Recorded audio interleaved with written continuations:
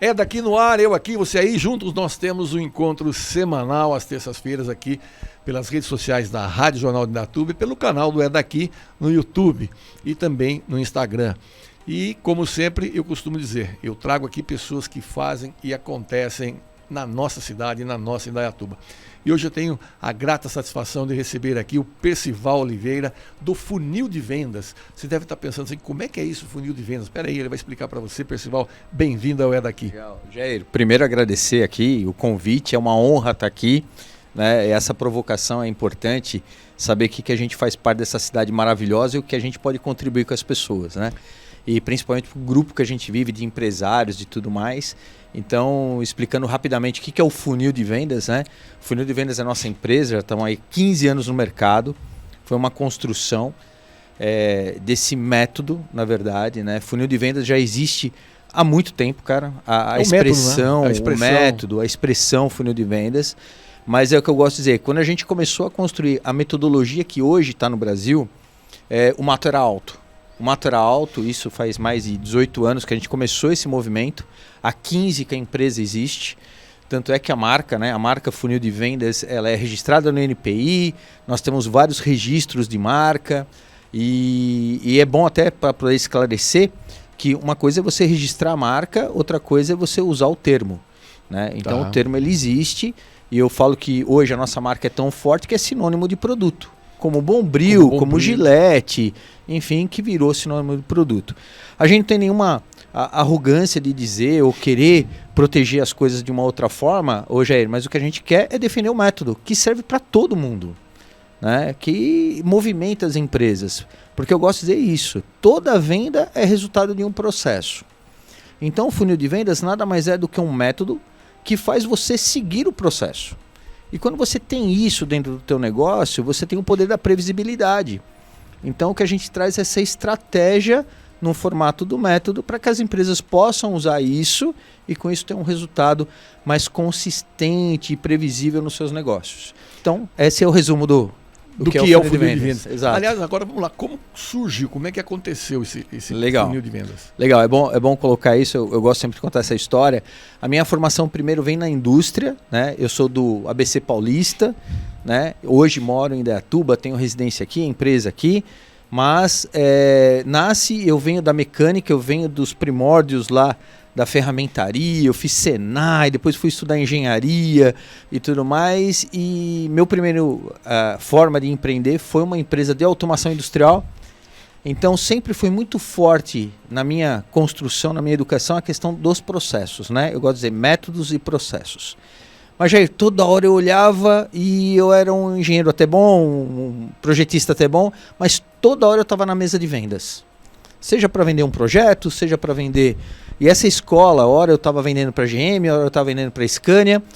E, de repente, depois dessa primeira tentativa de empreender, que foram 6 anos, eu encontro o meu sócio, né, Thiago Pirinelli, e a gente, dentro dessa construção de desafio, definimos, sim, que existia um campo, né, nas empresas ainda. Existia uma grande empresa mundial, que a gente chama de Salesforce, que é uma empresa gigantesca, que mudou o mercado, né? E a gente entendeu que ali existia um gap, principalmente para pequenas e médias empresas que têm equipes comerciais. E a gente falou, a gente tem que deixar isso acessível para essas empresas.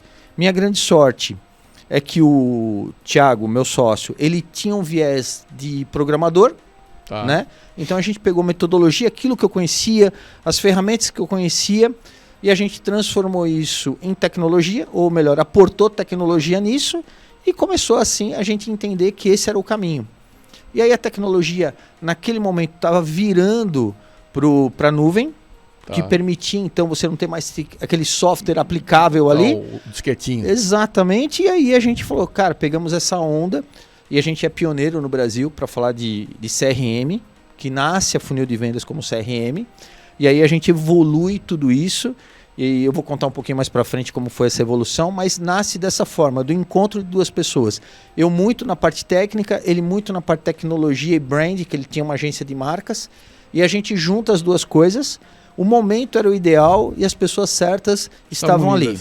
Então Alguns chamam de alinhamento dos planetas, mas era isso que a gente... Foi assim que aconteceu. Que legal. E você sabe, a primeira vez que eu ouvi falar de CRM, né? Eu tinha vindo de um congresso e o cara falava CRM, eu falei, o que esse cara tá falando? E eu tinha uma agência aqui em Indaiatuba na época, eu cheguei pro meu sócio e falei, cara, o que é esse CRM que todo mundo fala? Aí que ele começou a me explicar. Porque na verdade era uma palestra, eram várias palestras, eu parei na palestra desse cara. E ele começou a falar de CRM, coisa e tal. Eu entendi, eu achei que era o que era. Sim. Aí eu cheguei pro meu sócio e falei, então, o que é isso, cara? Ele falou, é assim, assado cozido. Eu falei, então é o que eu imaginei que fosse mesmo. Eu falei, cara, mas isso é novo e tal. Ele falou, não, isso já existe há muito tempo. É que nós estamos tendo acesso a essa informação agora, né? Sim. Isso devia ser 2000 e qualquer coisa, 2003, 2004 talvez.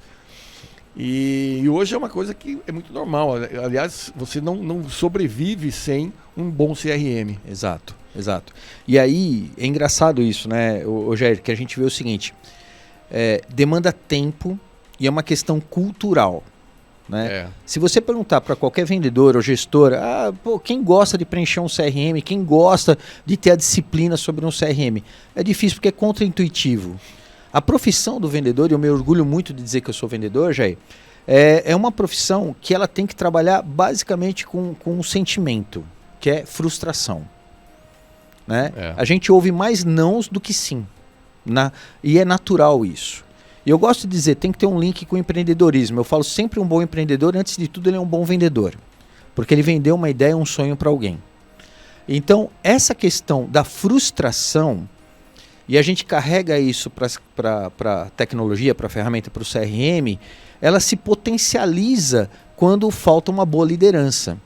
Então eu digo sempre, um CRM é uma ferramenta. Você pode ter a melhor ferramenta do mundo. Se você não souber usar, não vale nada. Né? Uma boa ferramenta, numa boa equipe, tem que ter uma boa liderança. Então o que eu digo existe sim ótimas ferramentas no mercado, existe sim ótimos vendedores no mercado, brigamos com uma cultura muito forte de não usar um CRM, olha que louco isso, é de não usar um CRM, é cultural, e a gente tem que enfrentar isso. Né? Então o próximo passo, aproveitando o gancho, a evolução do nosso CRM, da funil de vendas, é que a gente se transformou numa empresa de educação. Então eu gosto de dizer o seguinte, nós somos uma empresa de CRM que tem um pilar educação e somos uma empresa de educação que tem uma ferramenta de CRM. Esse posicionamento que nós temos já nos últimos 8 anos, e hoje né, nós chamamos de movimento funil de vendas, o maior movimento de vendas do Brasil, foi porque a gente chegou nesse ponto de entender, vamos levar para as empresas, além do CRM, vamos levar a educação para que as pessoas possam entender como que elas podem ter mais resultado com menos esforço. E isso é nítido, Jair, quando a gente entra nas empresas, implanta isso e o resultado vem com uma facilidade muito maior, com menos esforço. Qual a maior dificuldade, além dessa resistência, dessa coisa contraproducente que a gente vê, que é o não fazer o CRM? Além disso, qual é outra grande dificuldade que você percebe que as pessoas têm no seu processo de venda? Eu vou falar, Jair, que assim, é nítido, porque hoje de manhã eu estava num cliente, aliás, que te conhece, é o pessoal da Inove Solar, do Flávio, né, que é uma referência aqui na cidade também, sim. Um cara sensacional. A gente estava discutindo um pouco sobre isso, até com o time dele. O que acaba acontecendo, é fácil te responder essa pergunta, Jair, que é o seguinte, é a falta, isso é interno, aí não estamos mais falando de cultura de mercado, estamos falando de cultura do empreendedor, que é a cultura de não enfrentar os números. A maior dificuldade que eu encontro, principalmente nas consultorias, nos programas que a gente tem dentro das empresas, é o empreendedor brasileiro ainda tem resistência de enfrentar os números. Dá um exemplo. Exemplo se você perguntar para uma empresa, para um empreendedor, ok, como foi seu faturamento? A maioria sabe. Agora, se você começar outras perguntas, tá bom, você faturou X e gastou quanto para faturar esse X? Opa, já uma boa parte já não sabe te responder. Porque é difícil você enfrentar os custos. É muito difícil. E é o grande vilão. É um grande vilão. Né? Eu gosto sempre de dizer, a única coisa que quebra uma empresa chama-se fluxo de caixa. E a única coisa que atrapalha o teu fluxo de caixa chama-se custo invisível. O que é o custo invisível, Jair? É aquele custo do retrabalho. É aquele custo que não foi planejado, a pessoa acaba, em vez de fazer a tarefa em uma vez, ela faz em 2, em 3, aquele custo vai corroendo e é aquilo que a gente ouve. Né? E é aquilo que a gente ouve no final do mês, Jair, várias vezes. O empreendedor chega e fala assim, olha, trabalhei pra caramba, fiz tudo certinho e não sobrou dinheiro. A conta não bate. Entendi. A conta não bate, leia-se, faltou gestão de fluxo de caixa, faltou um olhar sobre os custos invisíveis, o retrabalho. Entendi. Então, esse é o maior vilão, né? O não enfrentamento dos números. Aí potencializa isso, Jair, em vendas, porque vendas é aquilo, só tem que trazer notícia boa. A maioria fala assim, você fechou quantos negócios? Eu fechei. Tá bom, e quantos você não fechou? Quantos negócios que ninguém faz, né? Quantos negócios você não fechou? Quantos negócios você perdeu nesse mês? Eita, não tenho. Pior ainda, em que momento do seu processo você perdeu essa oportunidade? Então, isso é porque existe sim um medo, vamos chamar de medo, de enfrentar os números. Então, esse é o maior vilão. Primeiro, a falta de cultura de CRM, de disciplina nas empresas. Principalmente nas pequenas e médias, tá, Jair? A pequena, a média acho que já até tem uma tendência. Já começa a melhorar. Mas a pequena... A pequena, falta isso. E aí, como você perguntou, o segundo vilão é esse mesmo, cara. É parar para enfrentar os números. É muito difícil. Olha que eu tenho uma carreira de 30 anos no mercado. Jair, encontrar uma empresa de média para pequena, que o fundador, que a gestão tem uma rotina de olhar os números. É muito difícil. Esses dias eu entrevistei um empresário, né? E ele é uma pessoa que tem até uma fala legal quando ele fala de empreendedorismo, ele tem uma fala legal quando ele fala de inovação, mas na empresa dele eu sei que ele tem uma situação, nada acontece se não passar pela mão dele. Ou seja, e é uma empresa de médio para grande porte. Sim. E é uma empresa que tem um faturamento alto. E eu discutia isso com ele outro dia. Eu falei, mas cara, se você tiver uma apendicite e agora for para o hospital e ficar uns 15 dias lá para a empresa, ele fala, não, e pá, sabe aquele somebody love? Sim. Eu falei, mas aí eu disse a ele, falou, cara, mas pelo que você está me contando aqui, tudo passa por você e você que dá o ok final. Exato. Você não delega. Exato. Aí ele parou, pensou e falou, sabe, Jack, você está me chamando a atenção por uma coisa que já me chamaram a atenção, mas eu nunca achei que era importante. Sim. Falei, até o dia que acontecer, exato, e você ter a sua empresa paralisada. Exato. Vai que você vai para um hospital, você tem que fazer uma cirurgia, você tem que ir para uma recuperação, uma UTI, coisa e tal, que você não fica inacessível. Como é que faz? Perfeito. Não é? Perfeito. É isso mesmo. Isso é reflexo de uma falta de cultura. Porque, assim, pegando o gancho no teu discurso, Jair, eu entendo o seguinte, também a gente encontra muito isso, né? Aquele empreendedor centralizador. Porque ele construiu o negócio dele, ele acredita que as pessoas não vão fazer melhor que ele. São crenças e mitos que a gente tem que romper. Isso é uma verdade. Senão tua empresa não cresce. É um falso sentimento.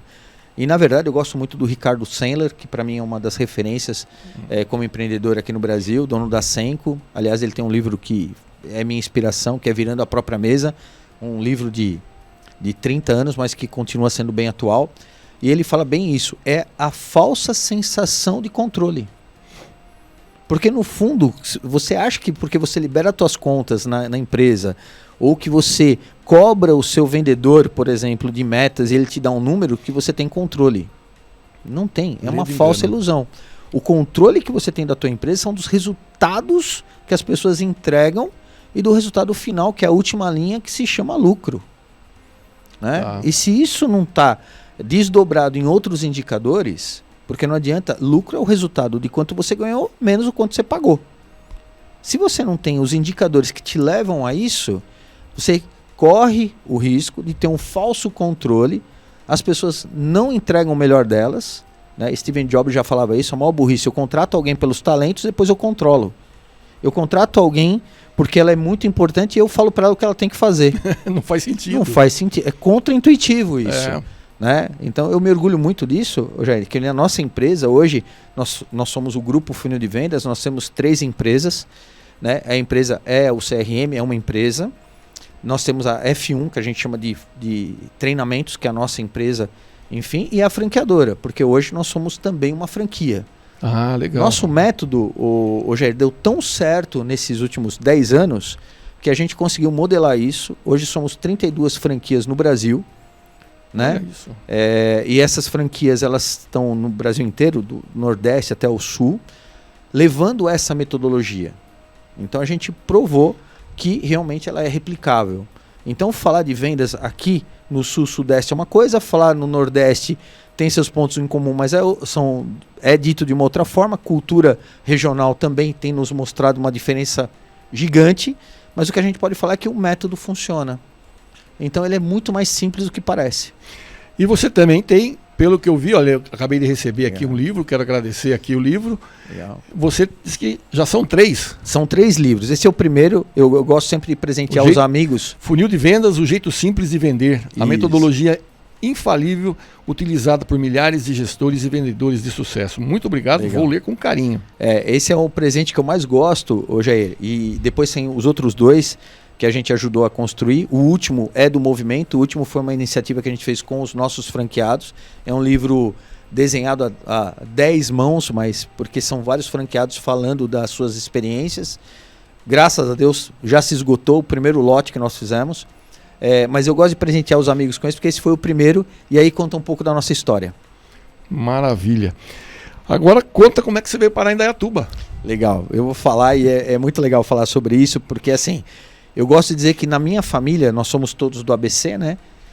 Eu conheci minha esposa no ABC, meus pais, enfim, mas eu, dentro da família toda, nós éramos que falávamos assim, puxa vida, tem um sonho de ir para o interior. A gente foi o primeiro a falar sobre esse sonho, mas o último a realizar, porque minha irmã veio para o interior, minha cunhada veio para o interior, e a gente, né, teve um tempo. Mas foi um fato curioso do seguinte, eu conheço a Indaiatuba pelo campo de prova da General Motors. Ah, ok. Né? Então eu era garoto lá atrás e tudo mais, jamais sonhava para cá, e alguns projetos a gente desenvolveu aqui. Na né? Cruz Alta. No campo de prova aqui de Indaiatuba, e sempre houve esse ponto, mas estava longe de eu entender que um dia eu viria para cá. No momento das nossas vidas aí com a minha mulher, com meu filho, e a gente definindo que realmente viria para o interior, por uma questão de qualidade de vida, Jair, eu vi todas as cidades que você pode imaginar. Todas. Eu acredito. Valinhos, Vinhedo, Louveira, e muitos a gente ficou perto de comprar e tal. Né? E para te dizer a verdade, Indaiatuba foi a última tentativa. Nenhuma das cidades, né, tinha feito conexão com a gente. A gente veio para cá, porque num final de semana eu tinha feito um trabalho aqui perto. Cheguei em casa e falei assim, olha, final de semana, vamos conhecer Indaiatuba? Só que assim, tava num ponto, Jair, que eu cheguei para minha esposa e falei assim, é a última cidade. Não aguento mais. Se não for lá, a gente vai trocar nosso apartamento, vamos morar num apartamento maior e vamos ficar em Santo André. É pra gente ficar em Santo André. Ótimo, viemos para cá. Fomos num condomínio e de novo, Jair, não é aqui. Não é aqui. Voltando, aí eu já estava um pouco nervoso, né? Minha mulher é muito mais calma que eu e tal, né? A gente falou assim, vamos almoçar e vamos embora. Vamos almoçar e vamos embora. E passando perto do objetivo aqui, com a ideia de ir embora para casa. Não íamos mais comprar. Eu já estava pensando em vender o apartamento e comprar. Aí ela falou assim, viu um último... É engraçado, a propaganda, a comunicação, né? A gente viu um último outdoor, cara. Na entrada ali da João Secom. E ela falou, vamos ver esse último. Eu falei, não, vamos para casa. Não quero mais. Né? E ela falou, não, é o último. Entramos, fazendo uma história longa, uma história curta. A gente chegou a esse condomínio, só estava o portal definido, não tinha nem portão. A gente entrou, o muro não estava acabado, não tinha casa. Entramos e ela falou, é aqui. Olha isso. Em uma semana a gente comprou o terreno, né? E são coisas assim realmente inexplicáveis, porque realmente era a última, mas era para ser aqui. Então eu falo, Indaiatuba está nas nossas vidas porque era para estar aqui.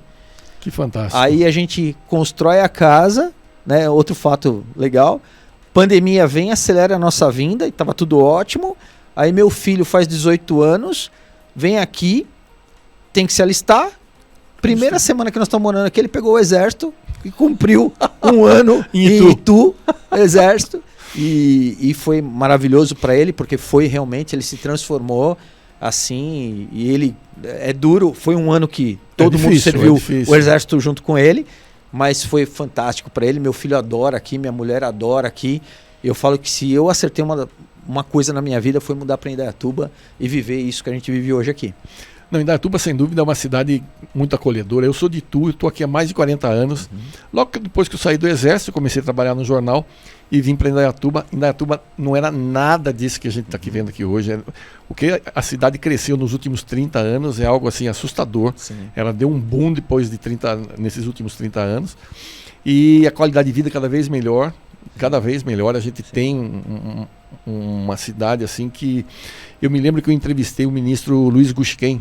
Sim. Ele morava aqui, ele trabalhava em Brasília, mas ele morava aqui. E ele disse uma vez para mim, numa entrevista que fiz com ele, ele falou assim: olha, Jair, eu sou rodado. Eu conheço muitas cidades, e muitas cidades nesse mundão afora, mas não existe cidade melhor do que Indaiatuba. Olha só. É uma coisa que realmente dá orgulho para a gente. Dá orgulho. E nós temos um parque industrial com mais de 1.200 empresas. Sim. Nós temos mais de 17 mil comércios na cidade. Sim. Né? Então, assim, tem seu lado ruim, né? Porque tem algumas coisas que não é 100% bom, mas também eu diria que não é 99% de coisas ruins, muito pelo contrário, tem muita coisa boa. Pesa na balança algumas coisas, o custo de vida é alto por conta disso, né? Nós temos um custo de vida, às vezes Campinas batendo com Campinas, aí Campinas às vezes um pouco menos, né? Aluguéis e coisa e tal. Mas é uma cidade maravilhosa. Você que está assistindo a gente aí, se você não conhece, não perca tempo, venha conhecer Indaiatuba, venha passar um final de semana aqui. Nós temos excelentes bares, restaurantes, nós temos um comércio muito movimentado que vale a pena você conhecer. E sem contar as oportunidades que tem na cidade. Exatamente. De trabalho, de empreendedorismo. Exatamente. Fazendo um gancho aí, né, Jair, que eu vejo, e eu também sou rodado nesse mundo empreendedor, eu falo assim, tem uma sinergia de negócios muito grande em Indaiatuba. Olha, é uma palavra boa, né? Essa. Tem uma sinergia muito grande de negócio. Conexões que eu vejo que são feitas em Indaiatuba, eu não consegui fazer e não vi isso em outras cidades que eu já andei. Né? É mesmo. Então, o que eu vejo assim de diferencial nisso são as relações empreendedoras que nós temos, o ambiente que propicia isso, né? E você vê encontro de habilidades, de potencial desses empreendedores de uma forma diferente do que eu já vi em outros lugares. Então, uma coisa é você estar em centros que motivam isso. Outra coisa é você estar onde acontece isso. E aqui acontece. Aqui acontece, e é engraçado, Jair, que se torna referência em outras cidades. Hoje eu tenho bons negócios aqui em Indaiatuba, mas que reverberam para Limeira, Americana, que estão reverberando para o interior. Num raio daqui até Ribeirão Preto, eu tenho clientes hoje que eu não tinha antes. Olha que interessante. É muito diferente. Daqui lá, em Anguera, lá são 250 quilômetros. É muito diferente. Que fantástico. É muito diferente, e eu tenho eu tenho certeza que nasceu desse movimento que tem aqui hoje em Indaiatuba. Você está assistindo esse programa, provavelmente na terça-feira, agora dia 22 de abril, por volta das 9 horas da noite, e antes, às 18 horas, o Percival, junto com o Nelson Júnior, fizeram uma apresentação num evento que aconteceu lá no Altar Hub, não é isso? Altar Hub agora. Fala um pouquinho pra gente do que aconteceu lá. Então, é um movimento extremamente importante, aí eu falo de novo da sinergia, né? Hoje a Funil de Vendas com a Mais Criativa, a gente criou um outro movimento que a gente gosta de chamar de Venda Mais com Criatividade. Olha o collab aí. É difícil você fazer isso fora. A gente fez isso, já fizemos algumas versões desse movimento, e por um convite da Semana de Criatividade, exato, a gente montou um projeto que tem tudo a ver com o que o empreendedor precisa hoje, que é para falar de prospecção. Então, assim, todo mundo que tem um processo de vendas precisa encher o funil, né? E como você enche o seu funil é com a prospecção. A gente desenvolveu, então, uma oficina, já é chamada Oficina da Prospecção, e aonde a gente levou para esses empreendedores, para esses empresários, uma metodologia onde você consegue atrair melhores e mais leads ou clientes para o teu funil de vendas. Então, olha só que interessante, é uma sinergia, um collab entre duas empresas, levando para mais empreendedores no ambiente de inovação, né, que é o Altar Hub agora, que é um ambiente de inovação empreendedora.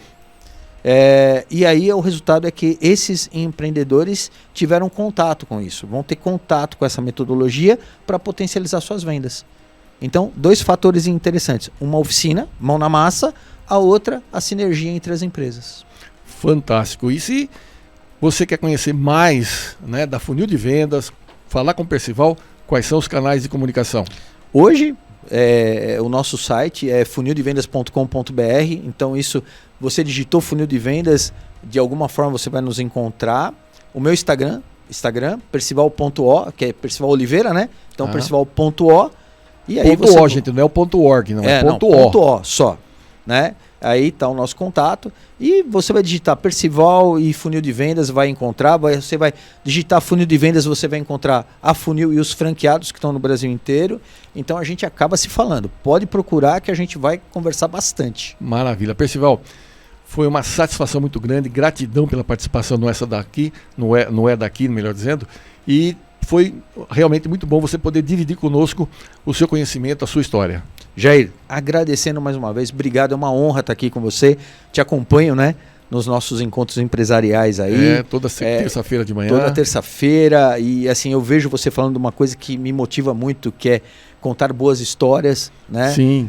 Eu acho que você tem esse poder, junto com o nosso grupo, muita gente te respeita, ouvi muito isso de você, tá? Estava com a doutora Ana, com a doutora Amanda, falando do projeto de vocês e eu fico muito feliz com isso, porque realmente vender no final da história, cara, é contar boas uma boa história. Então você está de parabéns e obrigado por estar aqui hoje, é uma honra para nós. Muito obrigado, a honra é nossa também.